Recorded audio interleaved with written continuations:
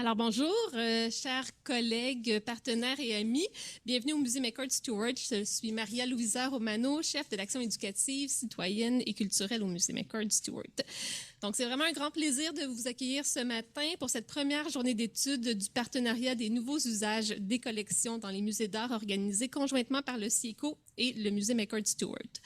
Le musée est heureux de compter parmi les institutions qui collaborent à ce groupe de recherche et de pouvoir à la fois contribuer et bénéficier des échanges qui réunissent des collègues et des spécialistes tant de la recherche que des pratiques en muséologie. Je ne prendrai pas trop de votre temps car nous avons plusieurs invités et panélistes à qui nous voulons offrir le maximum de temps de discussion ce matin. Mais avant de passer à l'ouverture de la journée, je prends un moment pour reconnaître que le musée où nous nous situons et nous nous réunissons aujourd'hui est situé sur un territoire fréquenté et occupé depuis des millénaires par les peuples autochtones, lequel n'a jamais été cédé par voie de traité. La nation Guignenguéaga démontre toujours un profond attachement envers ce territoire qu'elle nomme Tiohtià:ke. Reconnaissant les conséquences désastreuses du colonialisme pour les premiers peuples, le musée McCord Stewart considère qu'il est de son devoir de contribuer à une meilleure connaissance des cultures autochtones et de soutenir le maintien de leur vitalité. Merci. Bonjour, je suis Joanne Lamoureux. À mon tour, j'aimerais vous dire que le groupe de recherche et de réflexion CIECO reconnaît que les 3 universités québécoises à l'origine de sa création, soit l'Université de Montréal, l'Université du Québec à Montréal et l'Université du Québec en Outaouais, sont situées sur des territoires autochtones non cédés et habités à travers le temps par plusieurs nations autochtones. En conséquence, le groupe s'engage à contribuer à la prise de conscience de cet historique de colonialisme qui marque tout particulièrement les institutions muséales, et à favoriser le respect et la reconnaissance des savoirs et des cultures autochtones. Pour vraiment déclarer l'événement ouvert, j'invite M. Ghislain Picard, chef de l'Assemblée des Premières Nations du Québec et du Labrador, à vous adresser quelques mots.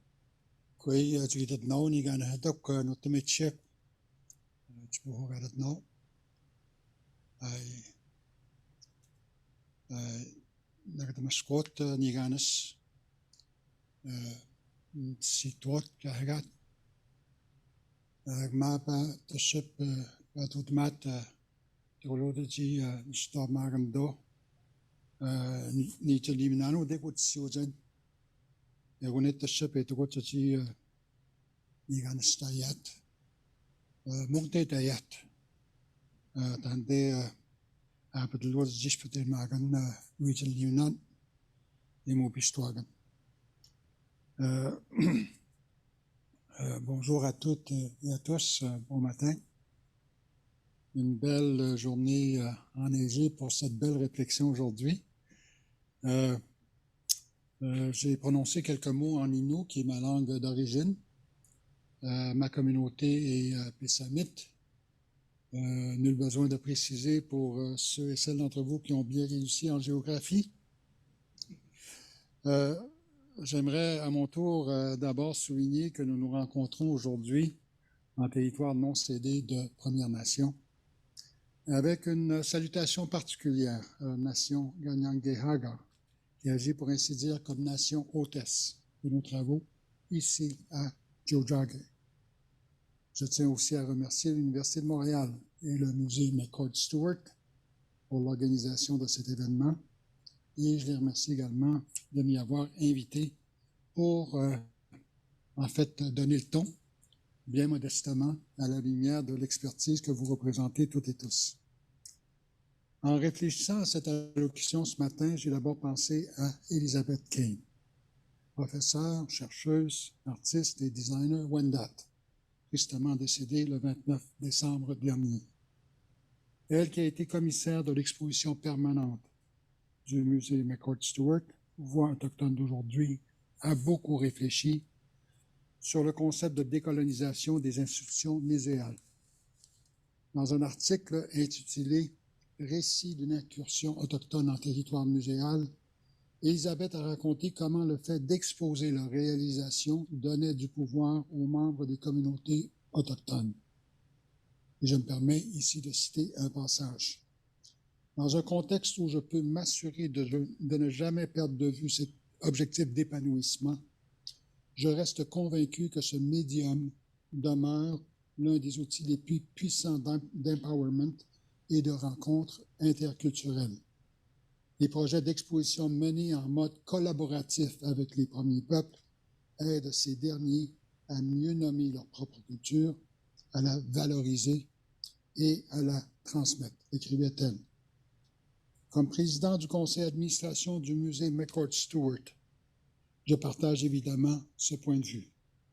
Et c'est d'ailleurs l'une des raisons pour lesquelles j'avais accepté l'invitation à siéger comme administrateur du musée. La motivation d'accroître non seulement la présence, mais aussi le pouvoir des premiers peuples dans les expositions muséales. Je suis fier de l'ouverture et de l'avant-gardisme dont fait preuve le musée, comme d'autres, tout en étant conscient qu'il reste encore beaucoup de travail à faire. Cette journée de réflexion m'apparaît ainsi utile pour faire avancer cette idée d'un partage d'autorité dans les musées avec ceux qui ont longtemps eu, et certains l'ont encore, l'impression de ne pas être vraiment écoutés par les institutions muséales.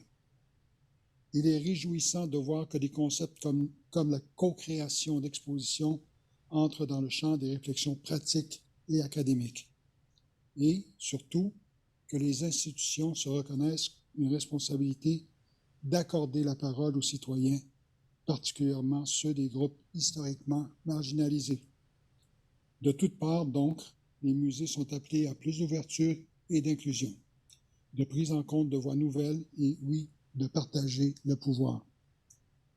Les pratiques participatives sont un outil particulièrement important pour un musée comme celui de McCord Stewart, qui porte une responsabilité de représentation de la société contemporaine dans son entièreté, sa diversité et sa complexité, ce qui inclut bien sûr les premiers peuples.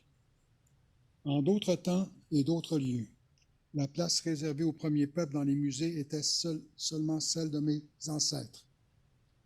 Comme le disait l'aîné de Kanesatake, John Cree, citation que l'on retrouve d'ailleurs en introduction du texte d'Elizabeth Kane, et je cite, « Il faut que je me pince quand j'entre dans un musée pour être bien certain que je suis vivant. Tout me dit que je suis mort. » Fin de la citation. Aujourd'hui et ici, nous sommes bien vivants et bien visibles. Beaucoup plus, à tout le moins, qu'il y a 15 ou 20 ans, à une époque où on ne sollicitait pas notre avis. Mais, malgré les progrès, il reste encore beaucoup de chemin à parcourir. C'est pourquoi je tiens à saluer cette initiative et je tiens à vous remercier, toutes et tous, pour votre contribution. Pour conclure, permettez-moi de reprendre les mots d'Elizabeth Kane, qui formulait une invitation que je considère pleinement à propos pour lancer la journée d'aujourd'hui. Je cite, « Dans une volonté de décolonisation, la question « Comment aller plus loin pour perfectionner notre travail avec les premiers peuples » doit continuellement nous préoccuper. » Fin de la citation. Et elle concluait son propos en affirmant que pour y arriver, l'institution doit cesser de continuellement mettre en scène sa propre vérité au détriment de celle des autres. Je remercie vivement M. Picard d'être avec nous aujourd'hui et particulièrement en l'absence de la directrice Suzanne Sauvage qui a terminé son mandat le mois dernier. Il me semble que personne d'autre que lui n'aurait pu mieux incarner les transformations de Mme Sauvage, c'est voulu l'instigatrice au musée McCord Stewart. C'est un peu à elle, au fond, que nous devons le thème du jour, puisqu'elle fut au printemps 2020, lors du panel qui réunit des directeurs et directrices de musées montréalais au début de la pandémie, dans une espèce de panique, la seule des intervenantes à mettre sur la table la nécessité, voire l'urgence pour les musées, de s'engager dans la co-création et le partage d'autorité. Cette transformation de l'institution qu'elle a initiée, quiconque est appelé à travailler avec le McCord aujourd'hui en ressent les effets, la vision, les nuances, l'ambition et les vertus. On pourrait longuement énumérer ces aspects. Un travail d'autochtonisation du musée, de diversification des publics et des personnels, plus grande inclusivité, un assouplissement, une transversalité du travail, des préoccupations vers le développement durable. Et ce ne sont que quelques-uns des chantiers qu'elle a ouverts à côté d'autres plus traditionnels, comme la réflexion sur les collections et l'agrandissement de l'institution. Se tient aujourd'hui la toute première journée d'études du partenariat des nouveaux usages des collections en musée d'art, grand programme de recherche et de valorisation que mène depuis bientôt 2 ans le groupe de recherche et de réflexion CIECO et qui se poursuivra grâce à l'appui du Conseil de recherche en sciences humaines du Canada jusqu'en 2028. Donc, on a le temps d'apprendre à mieux se connaître. Ce fut donc un grand plaisir que de développer cette journée avec le McCord Stewart, un de nos 6 partenaires muséaux que nous avons inclus parce que bien qu'il soit un musée d'histoire, il utilise l'art contemporain afin de revaloriser et d'actualiser ses collections.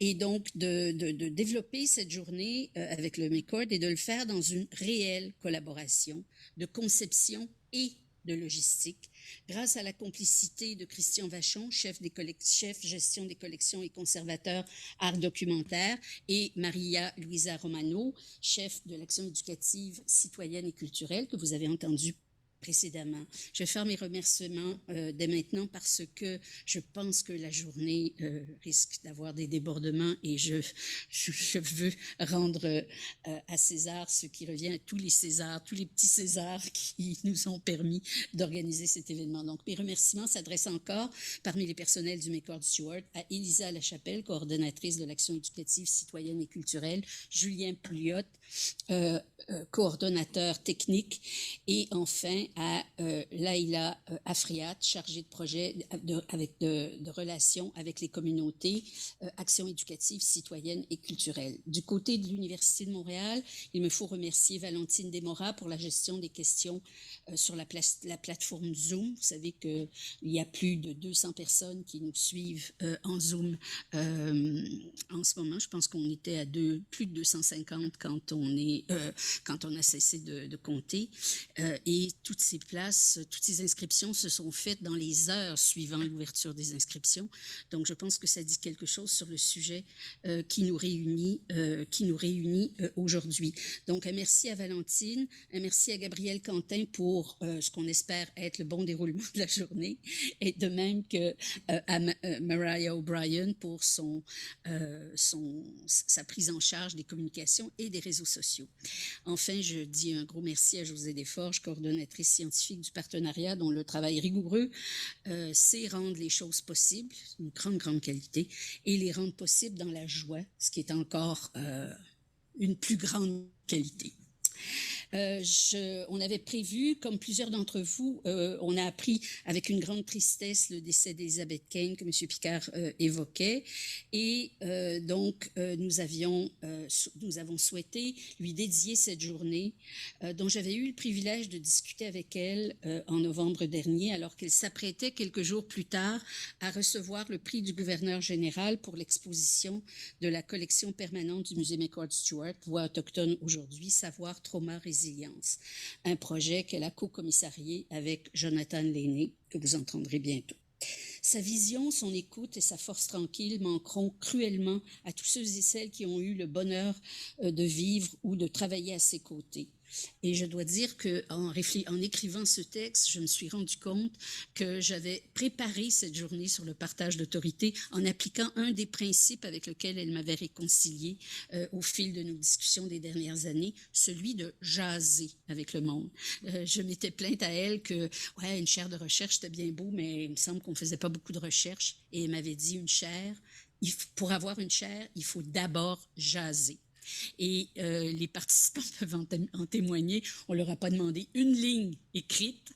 On les a réunis en panel et nous avons élaboré ça sur le mode de la jasette. Alors, reste à juger des résultats qu'on obtiendra. On va être confiants.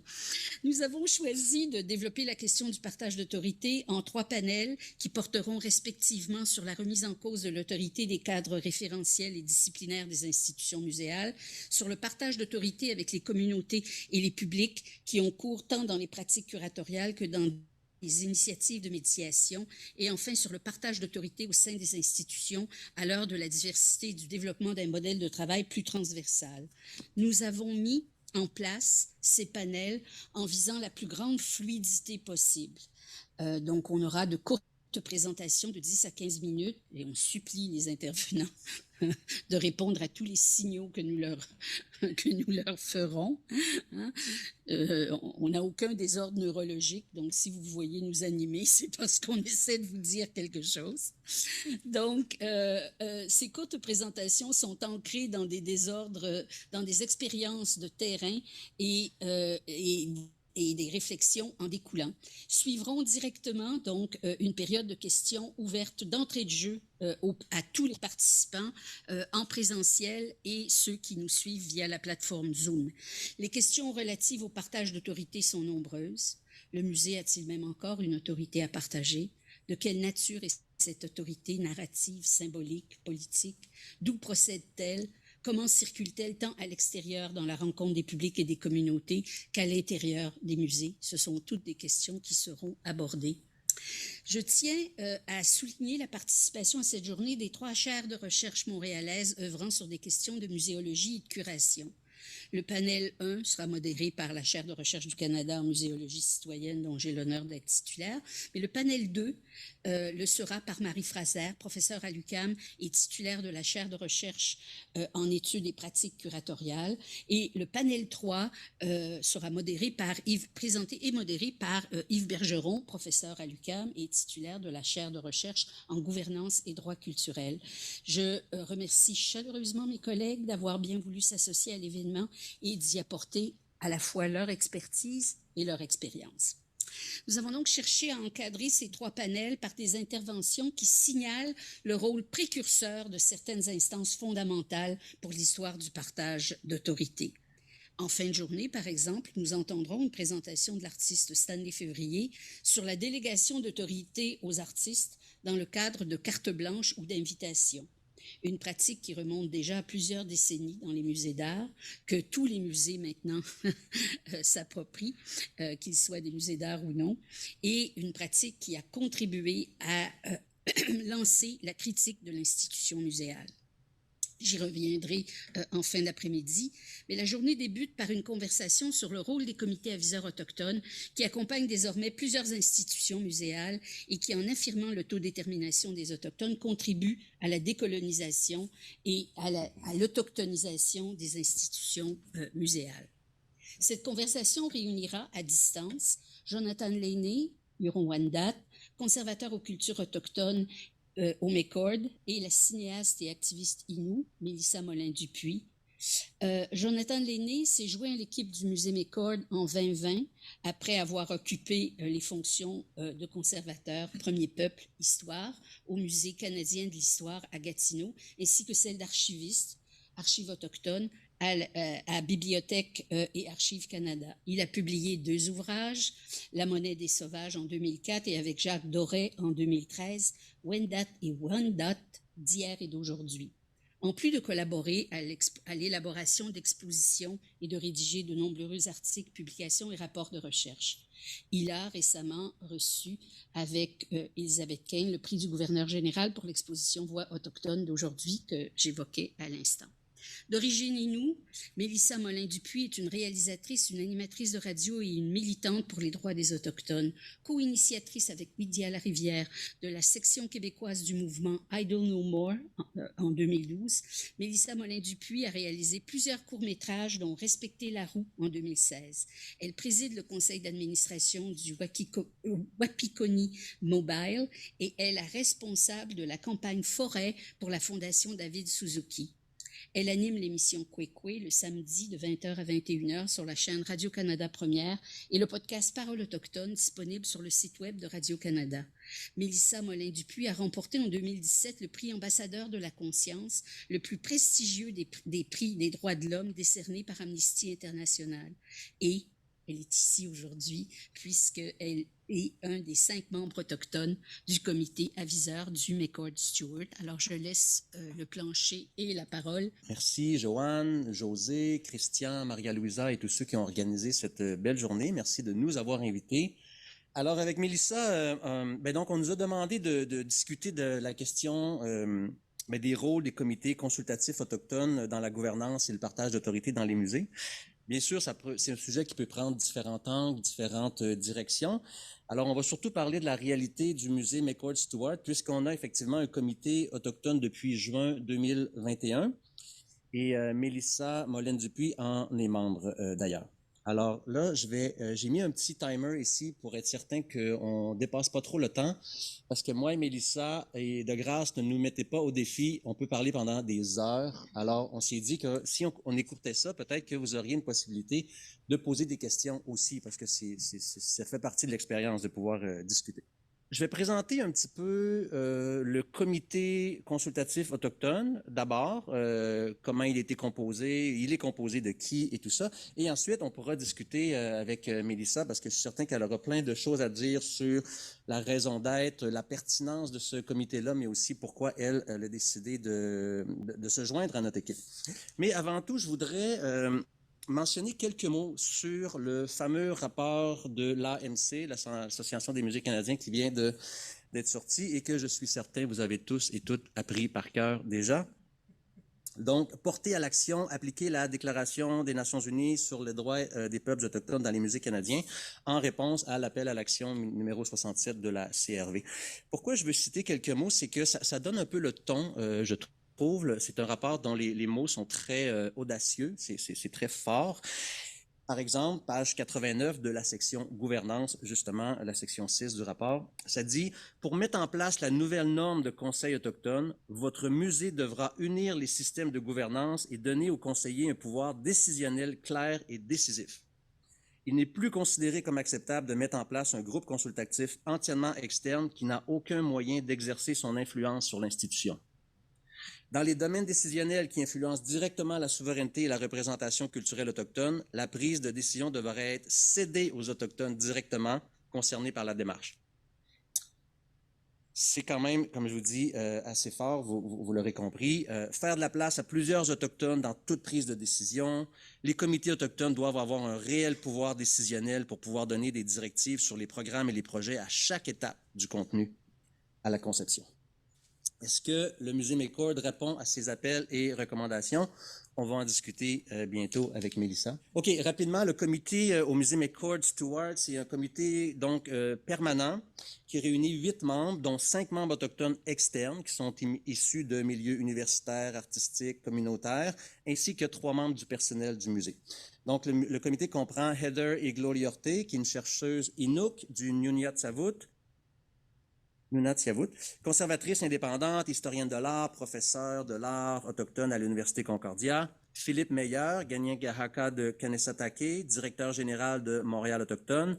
Nadia Mir, une artiste Anishinaabe pluridisciplinaire et cofondatrice du Centre d'art Daphné sur la rue Saint-Hubert. Mélissa Molène-Dupuis, on l'a présenté tout à l'heure, Innu, cinéaste, militante des droits des Autochtones. Et Karine Awashish, qui est atikamekw, cofondatrice de la coop Nitaskinan et coordonnatrice de la table régionale en économie sociale des Premières Nations. Alors, comme vous pouvez voir, il y a une diversité qu'on a tenté d'atteindre en termes de formation, de background, de profil, d'expérience, d'expertise. On a voulu une diversité culturelle aussi. On a Ganyengahaka, Innu, Atikamekw. On a une variété. Le ratio homme-femme n'a pas été atteint, Philippe étant le seul homme parmi ce groupe de 5. Mais justement, 5, ce n'est pas un chiffre non plus qui est aléatoire. Ça permet, advenant, on va dire, un désaccord, d'avoir une majorité. Donc, ça peut permettre ça aussi. Et les 3 autres membres du comité, il y a moi-même, conservateur, il y a Cynthia Cooper, qui est la chef collection et recherche au musée McCord-Stewart, et fait intéressant et vraiment digne de mention, la présidente, ou le futur président, étant donné que Suzanne a quitté ses fonctions. Donc, la présidente et chef de la direction fait partie aussi de ce comité-là. Et on y reviendra parce que ça a réellement un impact puisque les membres du comité consultatif ont un accès directement à la direction et vice-versa. Il y a un dialogue qui s'installe entre les deux. On se rencontre 3-4 fois par année. Ça dépend des sujets et de la disponibilité de ces gens-là qui sont extrêmement occupés, comme nous le sommes tous et toutes. Et 3-4 fois par année aussi, ça permet de maintenir un intérêt, de maintenir un momentum. Si on se rencontrait à tous les 8 mois, ben, on perdrait peut-être un petit peu de maintien de la relation. Et dernièrement, j'ai décidé d'instaurer aussi les bons vieux courriels parce que quand on a besoin d'une réponse un petit peu plus expéditive, qui ne demande pas nécessairement de longues négociations, ben, on se permet de façon plus ad hoc là, de consulter directement nos membres par des courriels. Mélissa, je parle peut-être beaucoup. Est-ce que tu voudrais... non, ça va? Parce que je peux... Qu'est-ce que... C'est bon. C'est bon. OK. Le mandat et les rôles de ce comité-là, rapidement, parce que c'est quand même important. Donc, on veut vraiment que les membres du comité puissent poser un regard transversal, donc horizontal, à travers toutes les initiatives d'autochtonisation du musée. Donc, on veut créer un espace d'échange et de partage sur les enjeux de la muséologie. On veut qu'ils puissent faire des recommandations quant aux orientations et aux initiatives d'autochtonisation qu'on a à mettre en œuvre et toujours, bien sûr, à veiller à leur pertinence. On veut qu'ils puissent nous accompagner dans notre engagement envers la décolonisation des pratiques en général. On veut qu'ils puissent aussi nous aider lorsque vient le temps d'analyser des demandes de rapatriement, de restitution des objets de la collection Cultures autochtones, bien sûr de concert avec l'équipe de la gestion des collections.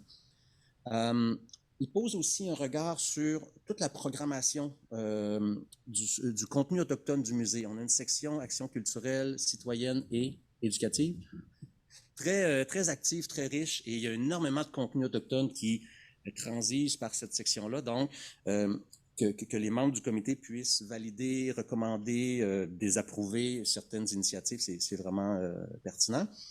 Et on veut aussi qu'ils puissent nous aider dans nos efforts d'embauche et de maintien en poste de ressources autochtones, conformément à notre politique de diversité, inclusion et équité. Et enfin, s'ils peuvent nous aider à accélérer notre engagement envers les communautés autochtones, nous aider à mieux comprendre, à rejoindre ce public-là, parce que c'est tout de même un public cible dans notre plan stratégique. Alors, on mise aussi sur le comité autochtone pour nous aider dans cette direction-là.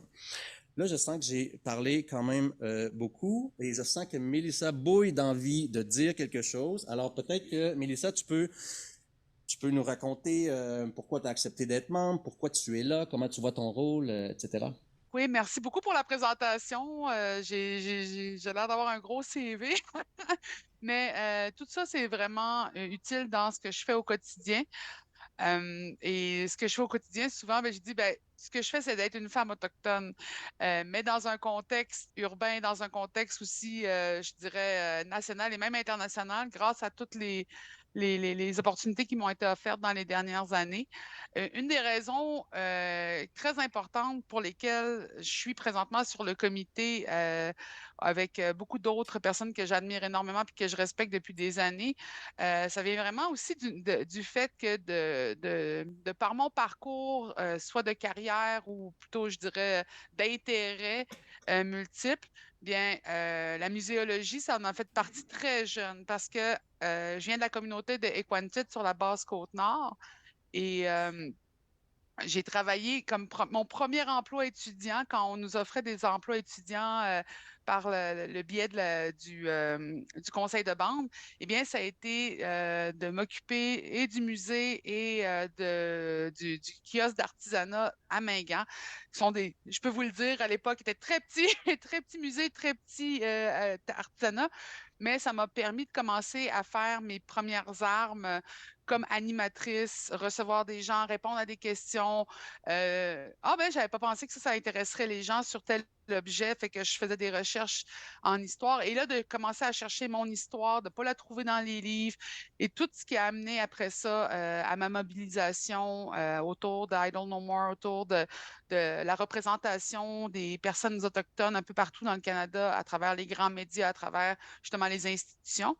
Mais avant même d'avoir commencé à Idle No More, je suis passée par les portes du musée McCord en tant qu'employée. Comme j'étais étudiante à l'université à l'UQAM, bien, je me cherchais un emploi et j'avais 2 emplois à temps partiel selon les saisons. Je travaillais au Muséum Nature, qui est le jardin botanique, jardin des Premières Nations. Et pendant l'année scolaire, eh bien, j'avais réussi à trouver un emploi comme animatrice au Musée McCord.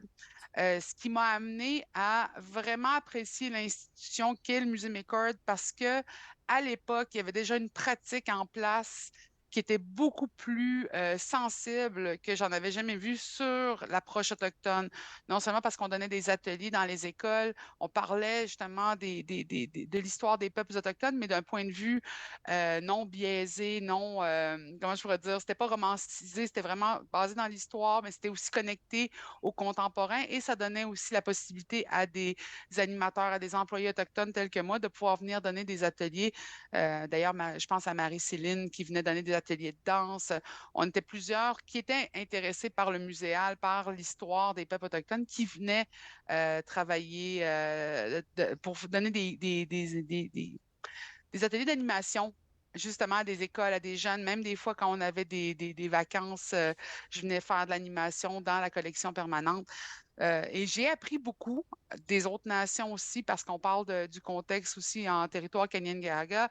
Et en plus, ça me permettait d'avoir de l'accessibilité aux collections permanentes qu'on faisait des ateliers, il y a eu des formations et par la suite, j'ai continué à faire mon parcours, mais quand Suzanne m'a approché pour participer au comité du comité autochtone, j'ai tout de suite dit oui parce que justement, j'ai toujours dit je ne peux pas embarquer dans un CA si je n'ai pas déjà été une employée pour vraiment avoir une bonne compréhension de comment fonctionne, comme on dit, excusez-moi l'anglicisme, mais top-down, un organisme. Et justement, j'avais une très grande confiance en Musée McCord, donc je suis embarquée.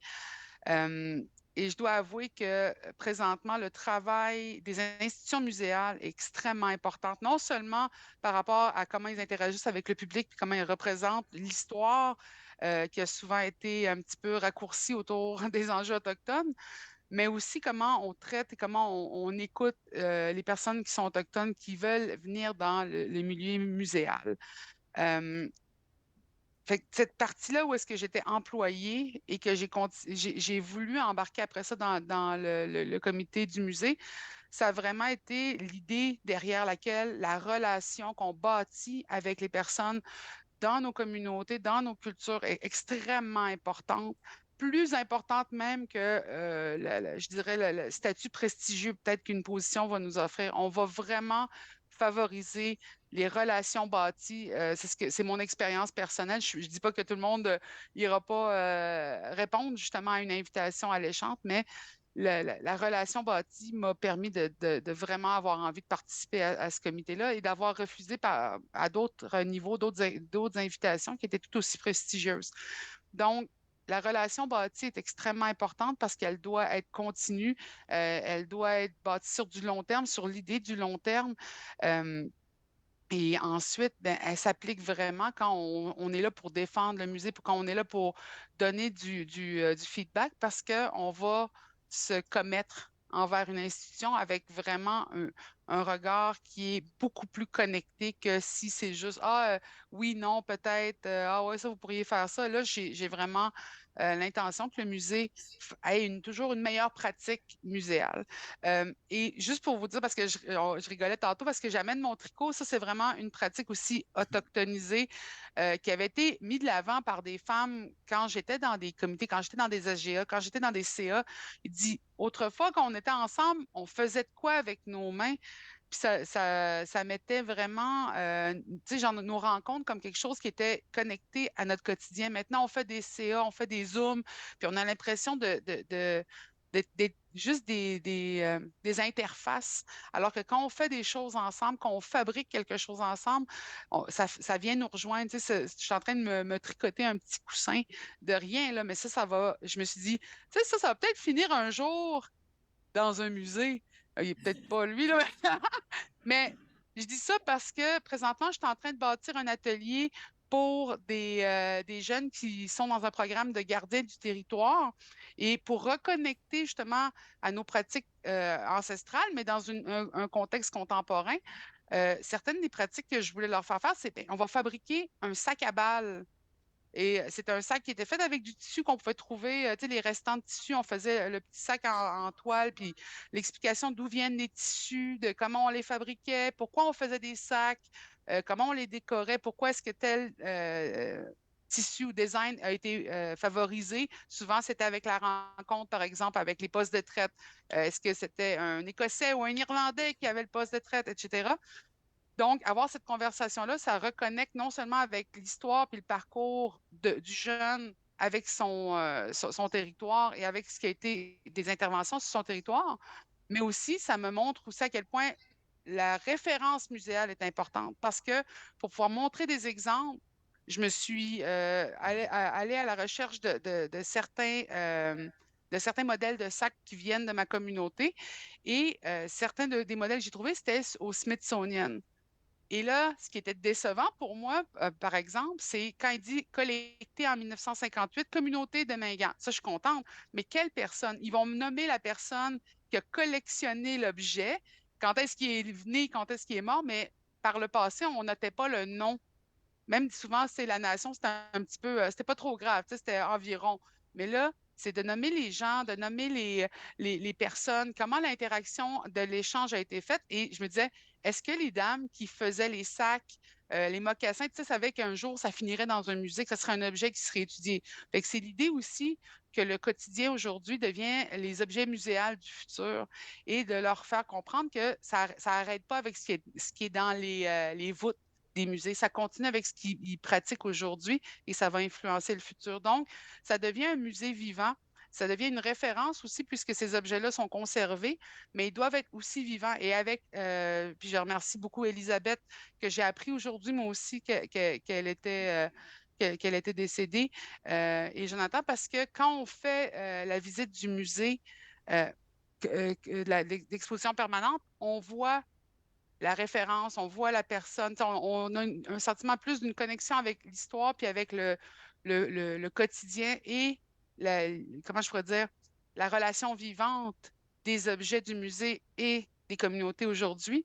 Et ça, je pense que c'est une pratique qu'on devrait normaliser pour le futur, plutôt que l'effacement, parce qu'on les voit, les objets qui ont été des dons au musée, et que quand c'est des personnes allochtones, là, on a l'histoire de cette personne-là.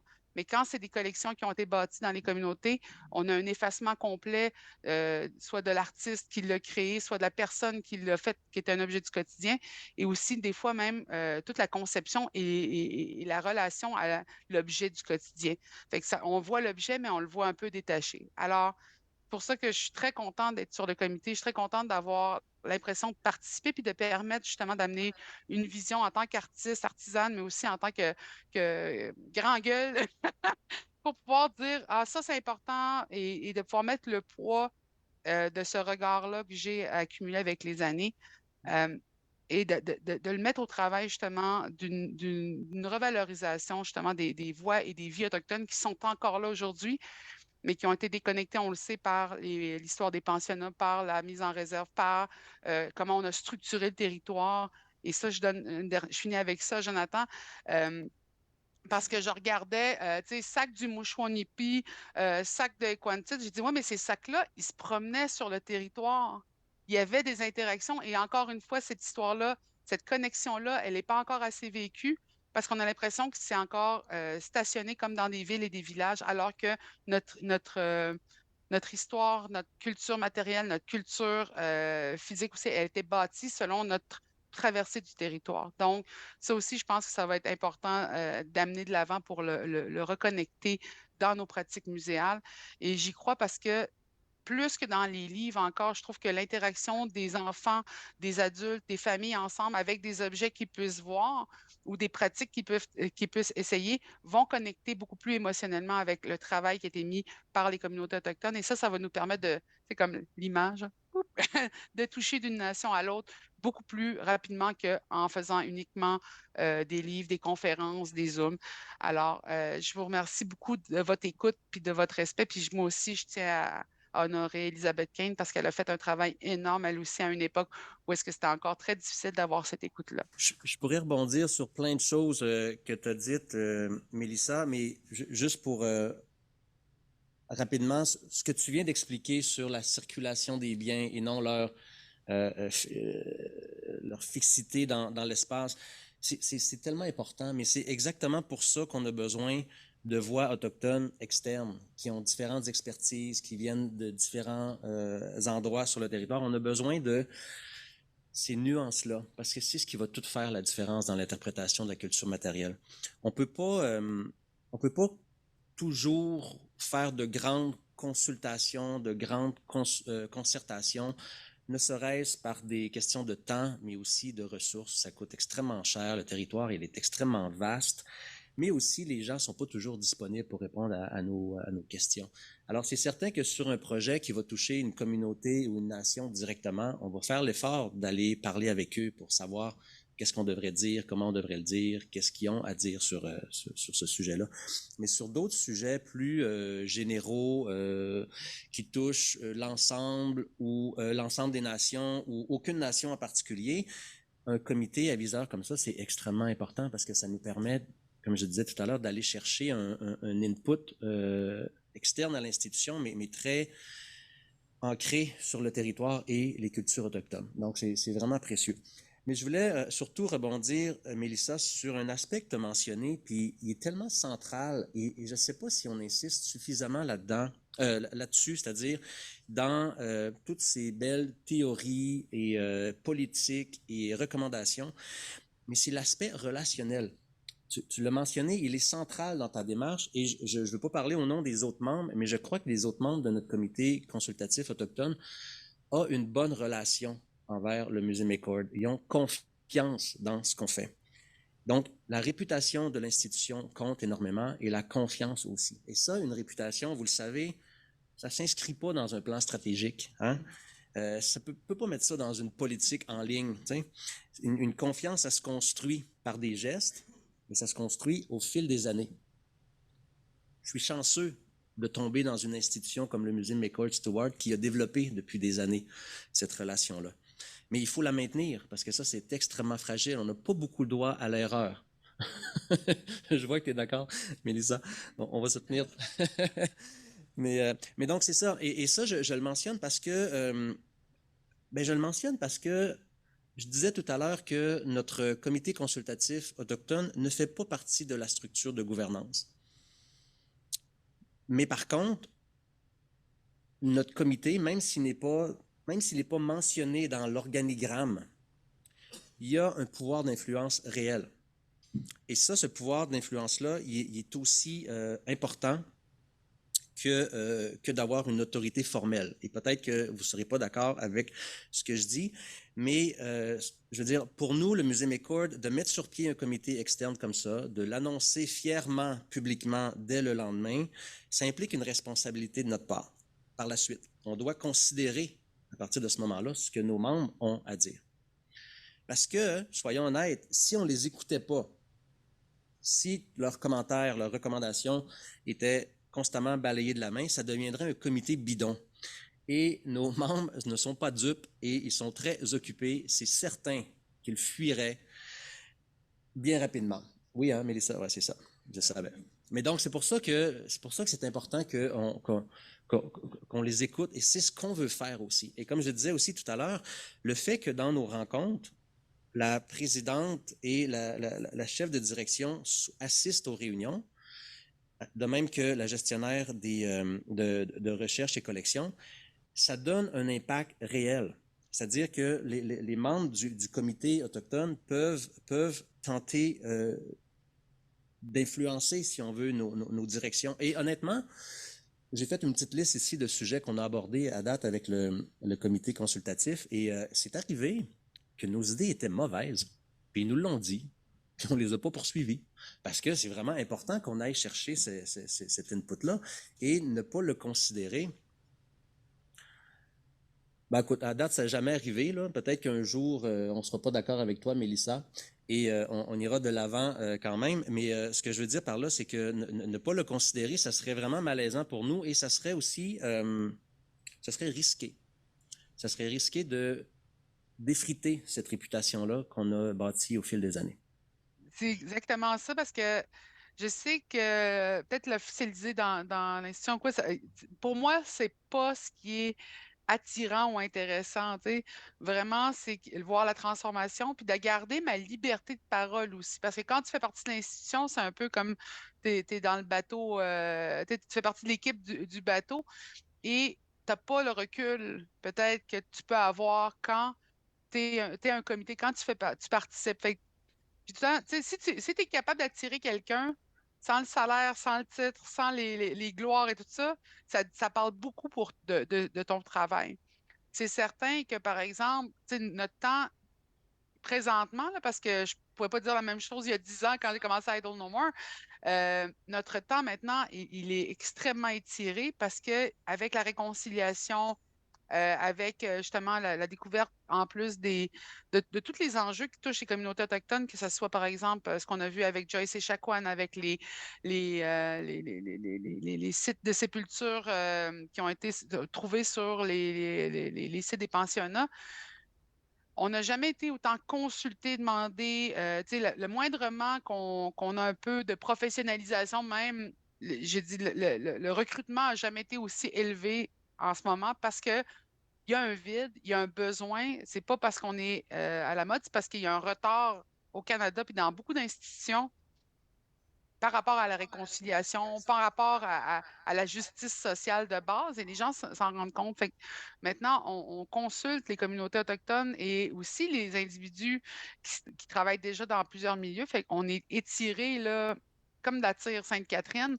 Donc, ce qu'on va choisir, ça va vraiment être ce qui nous tient à cœur, ce qu'on voit comme étant la capacité qu'on a le plus de changer le système et de pouvoir participer d'une façon qui est vraiment utile et réaliste. Fait que pour ça, moi, ce comité-là, moi, comme tu le dis, si on ne m'écoutait pas, je ne serais pas là. T'sais, si j'avais pas, j'ai 50 millions de demandes présentement, je pourrais faire ma fine bouche, mais j'aime le Musée McCord, la relation est bonne. Suzanne a été une alliée extraordinaire.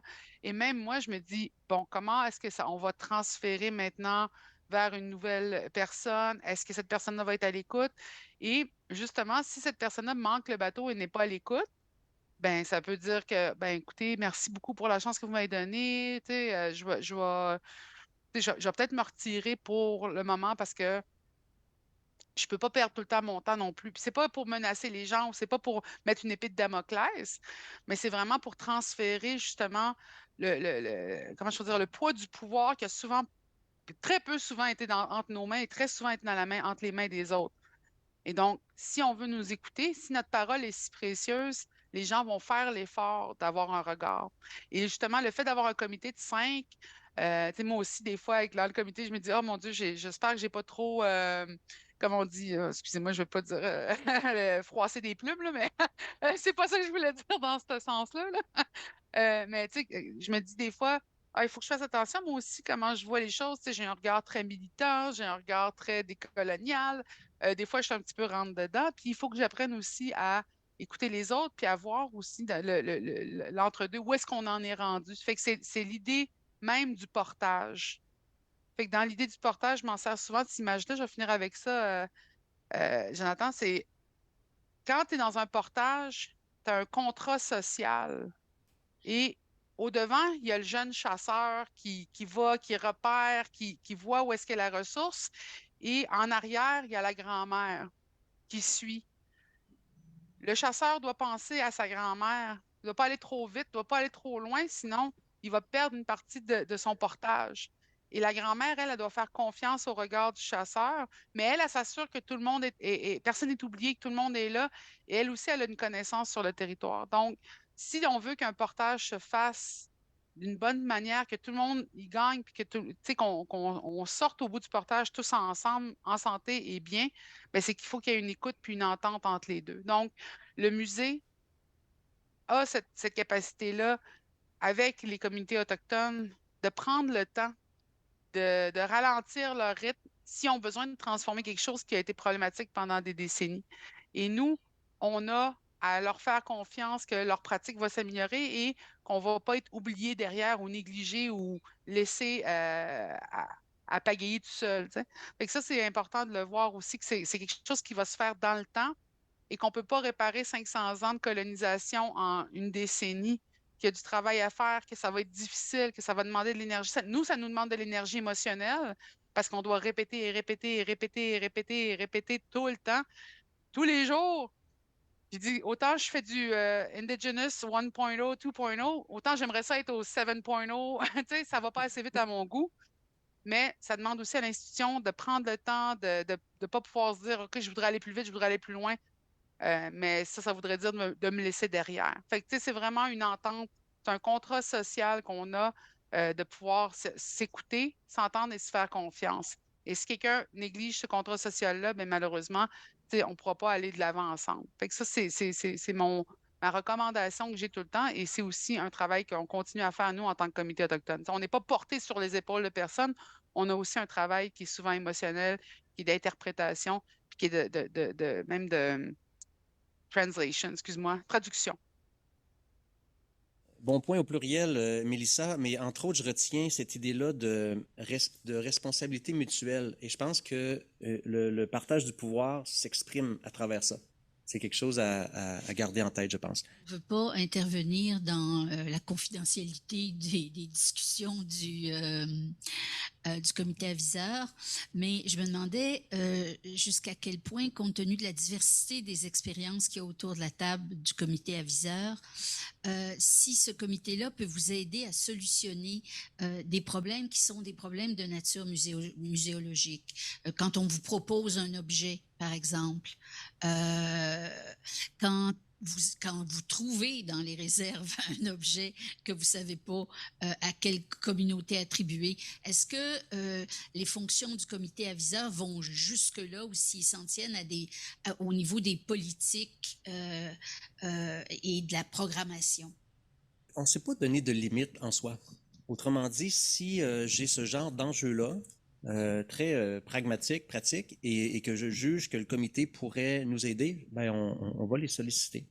Étant donné la variété des expériences de chacun, ben ça se peut qu'un membre du comité ne contribue pas à la discussion parce que il n'est pas suffisamment expert dans ça. Mais au moins on a cette porte ouverte-là, d'avoir cette opinion-là. Mais par exemple, sur toute la question des restes humains, c'est super complexe. L'attribution à des nations d'aujourd'hui, c'est un autre enjeu. Alors ça, on les consulte directement. Qu'est-ce qu'on devrait faire? Donc oui, on se met pas de limite. C'est pas juste dans une perspective politique globale. Ça peut être très, très pratico-pratique aussi. N'hésitez pas non plus à consulter les comités autochtones sur des enjeux qui ne sont pas nécessairement autochtones. Parce qu'on peut aussi avoir une vision en dehors de la réserve, comme on dit. On va comprendre justement l'importance d'objets qui sont fragiles ou qui sont précieux. Je pense à des acquisitions, par exemple, qu'on peut nous demander qu'est-ce que vous en pensez. Ben oui, moi, si c'était une paire de mocassins faite de même, je voudrais qu'on en ait accès parce que c'est un objet précieux. Fait que la vision autochtone, elle est bonne aussi pour la vision allochtone.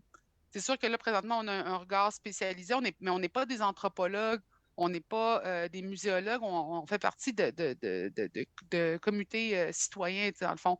Alors, on est capable aussi d'amener des fois des visions qui ne sont pas nécessairement autochtones. Fait que ça aussi, c'est très apprécié parce que ça fait partie de décoloniser la muséologie.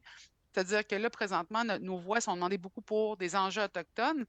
Mais je donne souvent l'exemple, je dis, tu sais, parce que je rigole souvent avec l'idée de bébé Yoda, parce que j'ai fait des articles, j'ai fait des luttes. Je vois Jonathan. Mais tout le monde me disait, mais pourquoi tu insistes tellement sur cette affaire de bébé Yoda-là, puis de Star Wars? J'ai dit, bien, présentement, on s'en rend pas compte, mais dans l'histoire commune, c'est la première fois qu'on a des mythes et des récits qui sont communs. On a tous écouté Star Wars, qu'on soit de Mingan ou qu'on soit de Montréal. Et là, dans 1000 ans, ça va être les légendes qu'on va avoir en commun. Fait que nous aussi, on a une vision autour de ça. Et pareillement pour des objets ou des pratiques muséales qui ne sont pas nécessairement identifiées comme autochtones, vous pouvez amener le regard autochtone là-dedans. C'est ça aussi, décoloniser la muséologie. Puis ça, je pense que c'est important de le voir puis d'avoir une vision d'avenir là-dessus, mais de comprendre aussi qu'on n'est pas des spécialistes de tous les enjeux, on n'est pas des historiens et on ne connaît pas toutes les pratiques, mais on est capable d'avoir un apport qui vient d'une pratique de personnes qui ont été effacées par exemple. Tellement vrai. Merci de le souligner, Mélissa. Je pense que décolonisation 2.0, ça va être ça. Ça va être les Autochtones aussi ont quelque chose à dire sur ce qui n'est pas autochtone. Il faudra se rendre jusqu'à cette étape-là éventuellement.